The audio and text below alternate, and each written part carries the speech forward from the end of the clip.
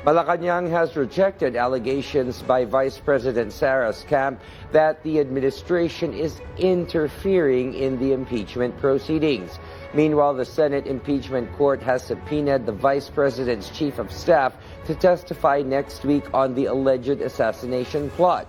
IBC News correspondent Harley Valbuena has the report.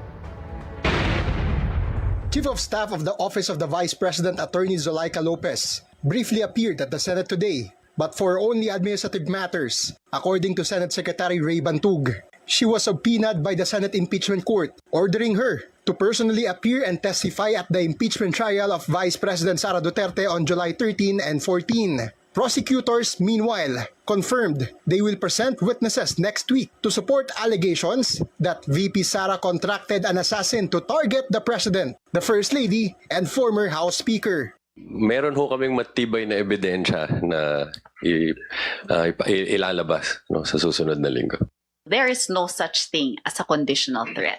Meanwhile, the palace hits back on allegations by VP Sara's camp that Malacanang controls the National Bureau of Investigation, being under the Department of Justice, which is under the Office of the President.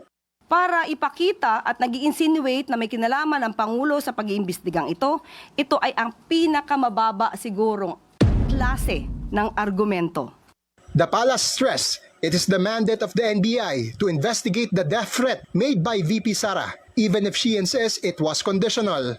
It also challenged VP Sara to show evidence on Oplan Romanov or the alleged state-sponsored plot to eliminate the Vice President and her family. While providing assessment on the impeachment trial is not a job of the executive branch, the palace still believed that the first 3 days of the impeachment trial were done in order.